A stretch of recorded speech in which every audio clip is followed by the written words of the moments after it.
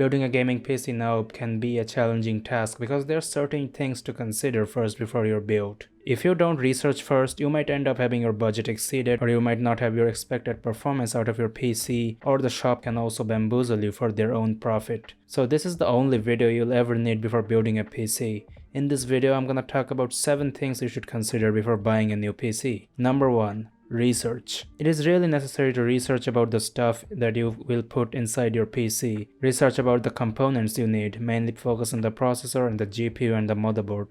For processor, you have 2 choices, Intel and AMD. It's a personal preference, but there are certain factors to consider before buying a CPU.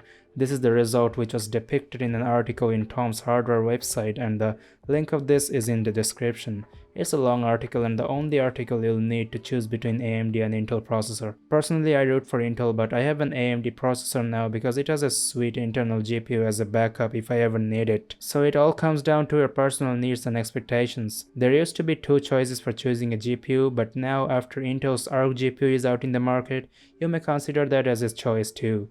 But price to performance wise, I would suggest an AMD GPU for only gaming, and Nvidia GPU if you're into gaming and productivity both, and also if you want better ray tracing performance. Nvidia provides better software support and better encoding for video rendering, which can be really useful.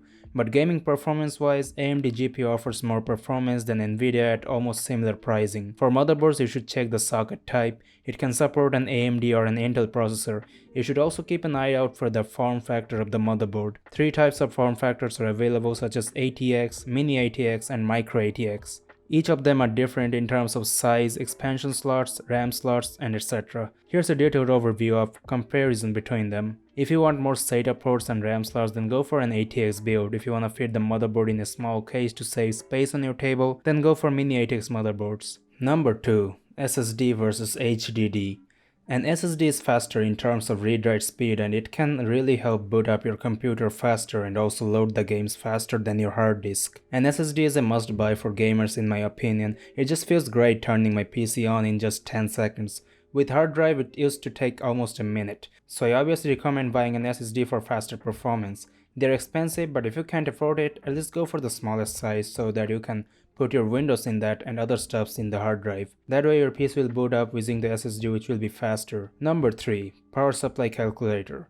Use this calculator online to determine how much power your PC will be needing and buy a power supply according to the wattage it shows. The last thing you want is to have your system short of power so you cannot install the best components in your computer.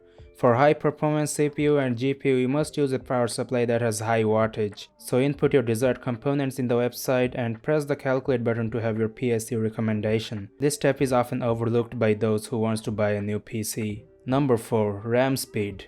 RAM speed is something of great importance. When buying RAM, we often go for the highest size possible in our budget, but we should also look at the bus speed of a RAM. A bus speed really matters, especially for gaming if you check this video on YouTube. It can affect your CPU usage and FPS. I personally recommend a RAM that's above 3000 MHz, but your motherboard has to support that too, so you have to research about the motherboard's feature on the internet to know about it. The motherboard specification section usually have it written. Number 5. CPU cooler. The necessity of a cooler depends on what you will do with your CPU. The stock cooler won't gonna cut it if you're gonna render a lot of videos or work with 3D models in the PC, because they're very CPU demanding and can make the CPU very hot, and for heat your PC can have thermal throttling or your CPU can even die.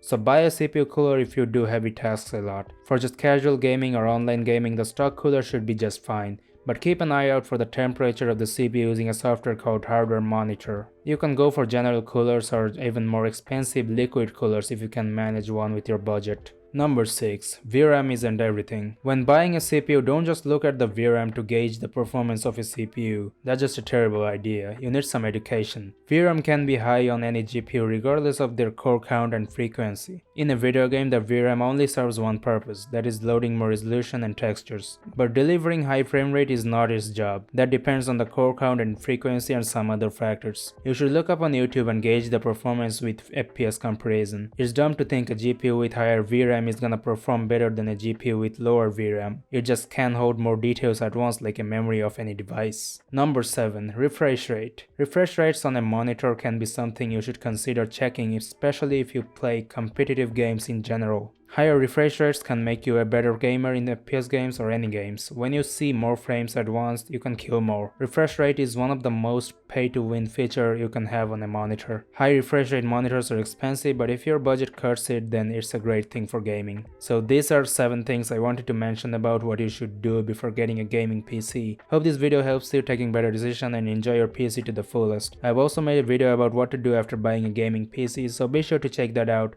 and subscribe to my channel. See ya.